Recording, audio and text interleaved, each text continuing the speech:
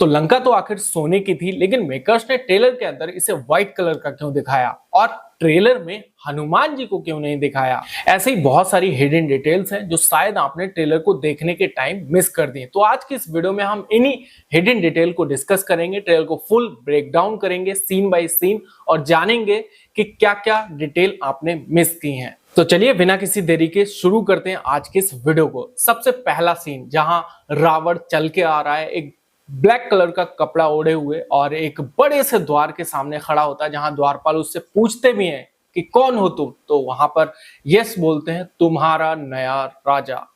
वो एक्चुअल में जो सीन है ना, वो लंका के बाहर का सीन है, जहां रावण घोर तपस्या करके वरदान प्राप्त करके अब लंका के बाहर आया है और जैसा कि वो द्वारपाल को बताता है कि तुम्हारा नया राजा, मतलब अब वो इस लंका पर कब्जा करने वाला। और नेक्स्ट सीन में हमें दिखाया भी जाता है कि वो लंका के अंदर लोगों को मार रहा है, पीट रहा है, काट रहा है और उस लंका को जीत लेता है। अब यहाँ पर बहुत सारे लोगों का सवाल था कि लंका तो एक्चुअल में गोल्डन कलर की थी, लेकिन मेकर्स ने यहाँ इसे व्हाइट क्यों दिखाया है। तो वाल्मीकि रामायण के अनुसार जो लंका थी वो पूरी तरीके से गोल्ड नहीं थी, वो एक्चुअल में व्हाइट ही थी, लेकिन जो उसके हाईलाइट पॉइंट थे वो गोल्डन कलर के थे, जो कि सोने के थे और ट्रेलर में हमें वो दिखाई भी देते हैं।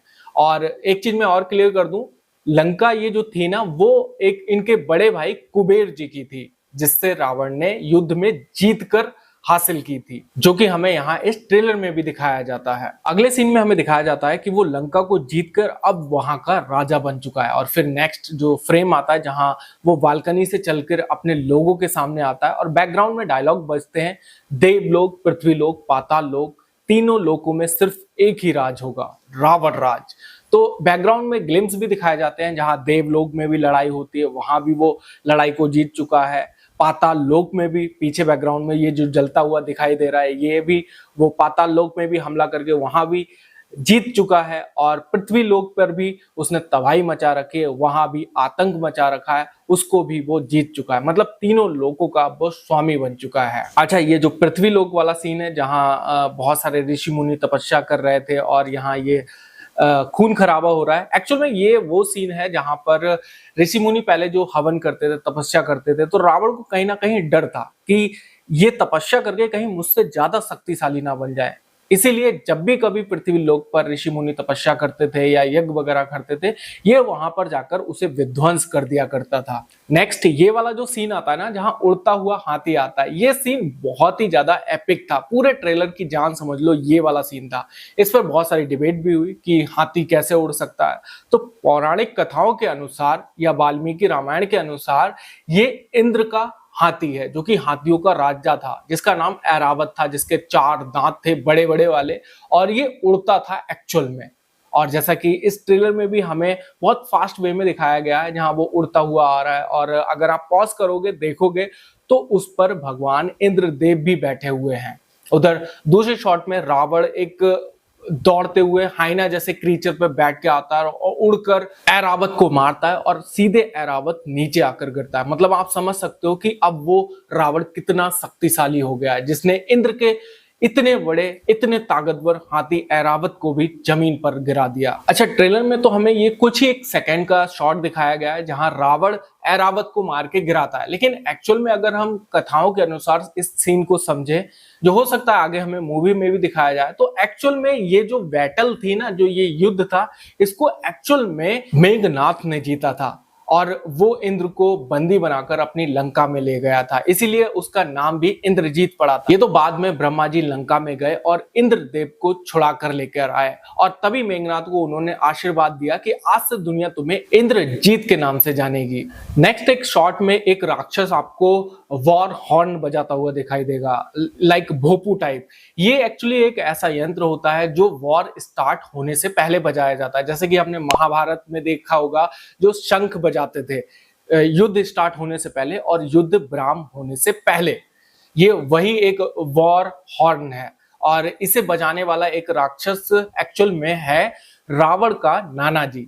सगा वाला तो नहीं है, सगे वाले जो नाना जी थे उनका नाम था सुमाली और ये है माली, मतलब उनका भाई। इसी सीन में आप ये वाला जो शॉट देखेंगे जूम करने पर पता चलता है, क्योंकि ये बहुत फास्ट दिखाया गया है, जहां रावण एक क्रीचर पर बैठकर लड़ता है। तो एक्चुअल में ये जो क्रीचर था वो रावण का ही पेट था, जिसका नाम था क्रोधा, जो कि आगे हमें ट्रेलर के लास्ट में भी दिखाया जाता है। नेक्स्ट शॉट ये वाला है, जहां यश अपनी बालकनी में खड़े होकर बहुत सारे हजारों लाखों राक्षसों के सामने ऐसे हाथ फैलाकर बोलते हैं कि रावण राज्य। एक्चुअल में यहाँ ये जो नीचे राक्षस आपको दिखाई दे रहे हैं, ये हजारों में नहीं लाखों में थे, और ऐसा माना जाता है कि ये टोटल 32 लाख राक्षस थे। इसी वजह से शायद मेकर्स ने इन्हें इतना छोटा छोटा चींटी माफिक दिखाया है। अब आते हैं इस वाले शॉट पर। यह भी मुझे सबसे ज्यादा पसंद आया था, भगवान विष्णु वाला जो ये सीन है। इस पर काफी ज्यादा डिबेट हो रही है इस टाइम पर कि ये रोल एक्चुअल में निभा कौन रहा है। वैसे मेकर्स की माने तो ये खुद रणवीर कपूर ही निभा रहे हैं, लेकिन बहुत सारे लोगों का ऐसा मानना है कि इस रोल को रितेश देशमुख निभा रहे हैं, क्योंकि इनकी शक्ल रितेश देशमुख से काफी ज्यादा मैच करती है अगर रितेश देशमुख की दाढ़ी मूंछ हटा दी जाए। लेकिन वहीं बहुत सारे लोगों का मानना है कि टीवी सीरियल एक्टर सौरभ राज जैन ने निभाया है, क्योंकि उनसे भी इनकी शक्ल काफी ज्यादा मैच कर रही है।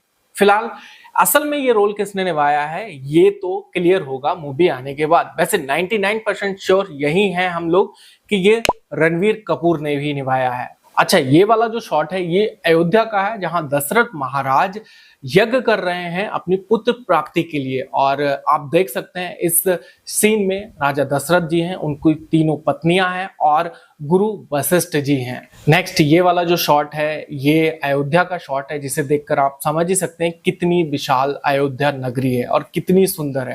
फिर राजा दशरथ का ये वाला जो शॉट है, इसमें राजा दशरथ अपनी प्रजा के सामने सबको बता रहे हैं कि मेरे 4 पुत्र हैं, जिनमें से सबसे ज्येष्ठ पुत्र है मेरा राम। और फिर हमें दर्शन होते हैं भगवान श्री राम के, जो कि अब बड़े हो चुके हैं, और उनका ये अभ्यास का टाइम है जहां वो आंखों पे पट्टी बांधकर घोड़े पे बैठ के निशाना लगाते हैं, और एक गरुड़ घंटी गिराता है और उस पर सटीक निशाना लगाते हैं। तो ये जो शॉट है ना वो उनके अभ्यास वाला शॉट है। नेक्स्ट शॉट में हम देखते हैं कि श्री राम एक राक्षस से लड़ रहे हैं। ये एक्चुअल में राक्षस का नाम था सुबाहु, जो ऋषि मुनियों की तपस्या भंग करता था, उनके यज्ञ में बाधा डालता था। तो ऋषि जो विश्वामित्र थे, वो जब इनका ट्रेनिंग पीरियड चल रहा था और वो कंप्लीट हुआ था, तब ये राक्षस को मरवाने के लिए राम और लक्ष्मण को लेकर जाते हैं, जहां श्री राम सुबाहु नाम के इस राक्षस को मारते हैं। और आगे आप ताड़िका को भी देखते हैं, जो कि हमें टीजर में दिखाया गया था, उनका भी श्री राम वध करते हैं। ये वाला जो शॉट है ये भी मुझे वीएफएक्स वाइज काफी ज्यादा पसंद आया था, जहां राम और लक्ष्मण बैठे हैं और उनके सामने बैठे हैं विश्वामित्र, उनके गुरु, जो उन्हें शायद मंत्रों का ज्ञान दे रहे हैं। और यहाँ पर शायद भगवान श्री राम ब्रह्मास्त्र की प्राप्ति कर रहे हैं। ये शायद वो वाला शॉट है, मैं श्योर नहीं हूं, बट हाँ वही वाला हो सकता है। उसके बाद नेक्स्ट शॉट हमें धनुष के आगे श्री राम को दिखाया जाता है। ये मिथिला का शॉट है, जहां सीता माँ से विवाह करने के लिए वो धनुष को उठाकर उसे तोड़ते हैं। नेक्स्ट हमें केकई का शॉट दिखाया जाता है, जहां पर केकई अपने वो वचन मांग लेती है 2, जिसमें पहला वचन होता है कि भगवान श्री राम को राज्य ना देकर बल्कि उन्हें 14 वर्ष के वनवास पर भेजा जाए, और दूसरा वर होता है कि अयोध्या का राजा उनके बेटे भरत को बनाया जाए। और यहाँ पर ये वाला जो सीन है, यहाँ भगवान श्री राम ये एक्सेप्ट कर लेते हैं कि हाँ मैं अपने पिता के वचन के लिए सब कुछ कर सकता हूँ। और यहाँ वो माता केकई को बताते हैं कि मैं आपके वचनों से जरा भी दुखी नहीं हूं, मुझे कोई अफसोस नहीं है, मैं आपसे घृणा नहीं करता हूं, मैं खुशी खुशी अपने पिता के वचन का पालन करूंगा और मैं जाऊंगा वन, और आप खुशी खुशी भरत को यहाँ का राजा बना सकती हैं। फिर नेक्स्ट शॉट में हमें दिखाया जाता है कि राम अपने पिता से आज्ञा लेते हैं और अयोध्या से विदा होते हैं वनवास के लिए। फिर आता है माता सीता का वो शॉट, जहां साईं पल्लवी बहुत ही प्यारी लग रही थी। ये शॉट भी देखकर सच में दिल खुश हो गया। ये मिथिला का ही शॉट है, जहां भगवान श्री राम की शादी होने वाली है सीता जी के साथ, और सीता जी वरमाला लेकर श्री राम की तरफ जा रही हैं। उसके बाद नेक्स्ट शॉट हमें दिखाया जाता है कि वो उनके मांग में सिंदूर भर रहे हैं, मतलब उनकी शादी हो रही है अब। और फिर नेक्स्ट शॉट हमें अयोध्या का दिखाया जाता है, जहाँ राम और सीता माता अपना खुशी खुशी जीवन व्यतीत कर रहे होते हैं। फिर नेक्स्ट शॉट हमें दिखाया जाता है जहां माता सीता कहती हैं कि अब मेरा सारा जीवन आपका है, जो आपका भाग्य है वही मेरा भाग्य है। मतलब वो एक्सेप्ट कर चुकी हैं कि अगर आप 14 वर्ष के वनवास पर जाएंगे तो मैं भी आपके साथ चलूंगी। और फिर नेक्स्ट शॉट हमें दिखाया भी जाता है जहां राम, लक्ष्मण और सीता माता तीनों रथ पर बैठकर अयोध्या नगरी से वन की ओर प्रस्थान करते हैं। और यहाँ पर क्लियरली आप रणबीर कपूर की आंखों में देख सकते हैं वो दर्द, वो पेन महसूस कर सकते हैं कि एक पिता और अपनी प्रजा से बिछड़ना उनको कितना दर्द दे रहा है। फिर नेक्स्ट शॉट ये वो वाला है जहां दशरथ जी अपने राम बेटे के वियोग में उन्हें पुकारते हैं राम, और राम पीछे मुड़कर देखते हैं जो कि वो एक नदी क्रॉस कर रहे हैं एक्चुअल में।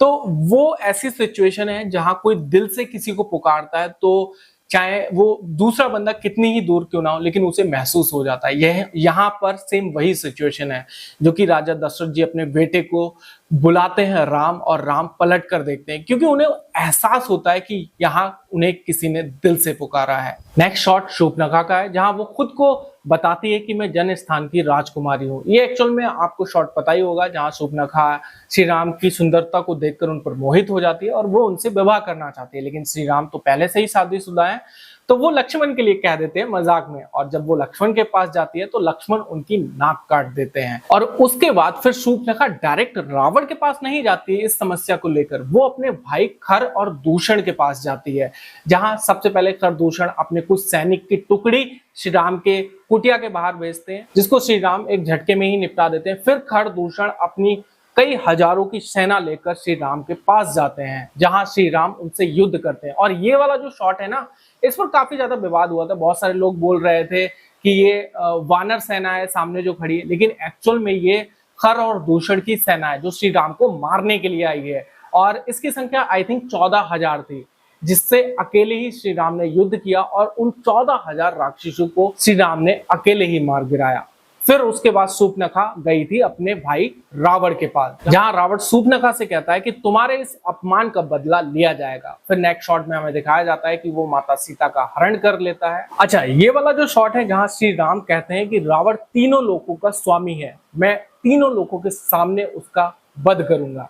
मतलब श्री राम जी जानते हैं कि वो कितना पावरफुल है और तीनों लोगों को वो जीत चुका है, तो इसीलिए अब वो ये प्रण लेते हैं कि तीनों लोगों के सामने उनको साक्षी बनाकर मैं रावण का वध करूंगा और अपनी सीता को वापस लेकर आऊंगा। ये वाले जो आगे दो शॉट हैं ये एक्चुअल में ट्रेलर के स्टार्टिंग में जो शॉट दिखाए गए थे उन्हीं के एक्सटेंडेड वर्जन है। जैसे कि ये वाला जो शॉट है ये लंका का शॉट है जहां रावण लोगों से लड़ रहा है, सेनाओं को मार रहा है, और ये प्रभु राम का जो ये वाला शॉट है ये वही शॉट है जो इसके बारे में मैंने अभी पीछे थोड़ा सा बताया था, खर और दूषण की सेना वाला शॉट। ये वाला जो शॉट है जहां रावण दो तलवारों को आपस में जोड़ रहा है, ये एक्चुअल में शायद एक ब्रह्मास्त्र हो सकता है जो कि वो इंद्रलोक की लड़ाई में यूज करने वाला है। अच्छा, नेक्स्ट ये वाला शॉट परशुराम महाराज जी का शॉट, इस पर काफी लोगों ने ध्यान नहीं दिया, ये एक्चुअल में रणबीर कपूर ने ही निभाया है। शायद आपको सुनकर शॉक लग जाए लेकिन हाँ ये सच बात है। सामने जो श्री राम खड़े हैं वो भी रणबीर कपूर है और सामने परशुराम के रोल में जो ये बंदा है ये भी रणबीर कपूर है। यहाँ पर वो एक दिव्यास्त्र श्री राम को भेंट कर रहे हैं। अच्छा, फिर ये जटायु वाला सीन आता है। इसके बारे में तो आप सभी लोग जानते हैं कि जब माता सीता का हरण हुआ था तो जटायु मदद के लिए पहुंचे थे, वो रावण को रोकना चाहते थे और रावण और जटायु के बीच में वहां पर युद्ध हुआ था और उस युद्ध में जटायु हार गए थे। फिर नेक्स्ट शॉट हमें भरत और श्री राम और शत्रुघ्न, माता सीता, लक्ष्मण का दिखाया जाता है जहां भरत अयोध्या से आते हैं श्री राम को मनाने के लिए अपने गुरुओं के साथ कि आप अपना राज्य वापस ले लीजिए और आप वहां के राजा बन जाइए। लेकिन श्री राम उन्हें मना कर देते हैं कि मैं अपने पिता के वचन का पालन करूंगा और 14 बरस तक वन में ही रहूंगा। तो भरत वहां पर डिसाइड करते हैं अपनी गुरुओं की आज्ञा अनुसार कि वो श्री राम की चरण पादुका ले जाकर उन्हें सिंहासन पर रखकर खुद राज्य संभालेंगे, जो कि आगे शॉट में हमें दिखाया भी जाता है। अच्छा, इस वाले शॉट में हमें केकई की दासी मंत्रा, जिसके वजह से इतना कुछ हुआ, उसका शॉट भी दिखाया जाता है। यही वो कड़ी है जिसके वजह से इतनी बड़ी रामायण जो आज हम देख रहे हैं, सुन रहे हैं, वो सब इसी के कान भरने की वजह से हुई है। नेक्स्ट शॉट हमें विवेक ओबेरॉय का दिखाया जाता है जिन्होंने इस मूवी के अंदर विद्युत जीवा का कैरेक्टर निभाया है। विद्युत जीवा एक्चुअल में रावण का जीजा था, यानी शूर्पणखा का हस्बैंड। और अगले शॉट में हमें विवेक ओबराय और यश यानी कि रावण और विद्युत जीवा की लड़ाई दिखाई जाती है, और ऐसा कहा जाता है कि इस लड़ाई में रावण ने इसका वध कर दिया था। अब एक्चुअल में वध क्यों किया, इसके पीछे एक्चुअल रीजन क्या था, ये तो हमें मूवी आने के बाद ही पता चलेगा। अच्छा, इस वाले शॉट में माता सीता को एक तलवार से अभ्यास करते हुए दिखाया गया है। एक्चुअल में ये सीन दर्शाता है कि वो एक वॉरियर थी और शादी से पहले वो सारे पैतरे युद्ध के जानती थी। और जैसा कि नेक्स्ट हमें सीन में दिखाया जाता है जहां लक्ष्मण धनुष लिए खड़े हैं और माता सीता तलवार लिए खड़ी हैं, ये वो शॉट है जब भगवान श्री राम उस हिरण के पीछे चले जाते हैं और वहां जब वो मारीच वो माया खेलता है और मारीच भगवान श्री राम की आवाज में लक्ष्मण और सीता को पुकारता है, तब सीता माँ निकल कर आती हैं और लक्ष्मण को कहते हैं कि जाओ अपने भाई की रक्षा करो। लेकिन लक्ष्मण जानते हैं ये कोई माया है और भैया ऐसे ही पराजित नहीं हो सकते। वो लाख समझाते हैं अपनी भाभी को, लेकिन वहां पर वो नहीं मानती है और कहती हैं कि अगर तुम नहीं जाना चाहते तो कोई बात नहीं, मैं ही चली जाती हूँ। और वो सीन में आप ये देख सकते हैं कि वो तलवार लेकर जाने की कोशिश कर रहे हैं, लेकिन लक्ष्मण वहां पर उन्हें समझाते हैं और अपने तीर से उस पूरी कुटिया के अराउंड एक रेखा खींचते हैं और उन्हें बताकर जाते हैं कि प्लीज कुछ भी हो जाए बट इस रेखा को पार मत करना।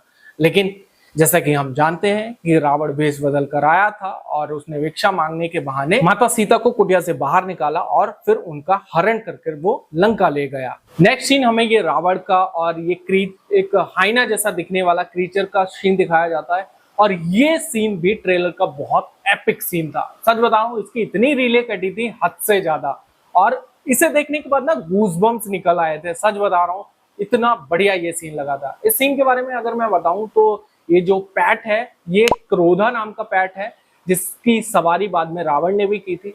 लेकिन एक्चुअल में पहले से ये रावण का पैट नहीं था, ये भगवान कुबेर का था। चूंकि अब रावण ने लंका जीत लिए, हासिल कर लिए, तो वहां की सारी संपत्ति, सारी जायदाद, वहां के सारे लोग, यहाँ तक कि ये क्रीचर भी अब रावण का हो चुका है। और जैसा कि इस सीन में हमें दिखाया भी जाता है कि वो क्रीचर रावण पर गुर्रा रहा है बहुत तेजी से, लेकिन रावण उसे अपने वश में कर लेता है। और जो हमें एक इंद्रलोक की लड़ाई वाला शॉट दिखाया गया था, उसमें भी यही क्रीचर हमें दिखाया गया था, जहां रावण बाद में इसकी सवारी भी करता है। तो ये वो वाला शॉट है। फिर नेक्स्ट शॉट हमें लास्ट में एक कुंभकर्ण का दिखाया जाता है, जहां बहुत सारे राक्षस भोपू बजाकर कुंभकर्ण को नींद से उठाते हैं, और फिर एक बहुत बड़ा फुल फ्लैश का सीन कुंभकर्ण का दिखाया जाता है।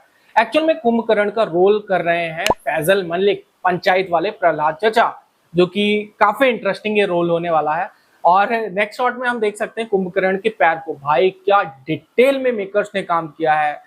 पैरों पर खून लगा है, धूल मिट्टी लगी है, घाव हैं पैरों में। आप समझ सकते हैं लड़ाई के दौरान क्या क्या कुंभकर्ण ने भी झेला था। तो वो सब कुछ डिटेल में इनके इस पैर के तलवे में दिखाई दे रहा है। अच्छा, कुंभकर्ण वाले इस सीन को लेकर मैं आपको एक पिक डिटेलिंग देता हूँ।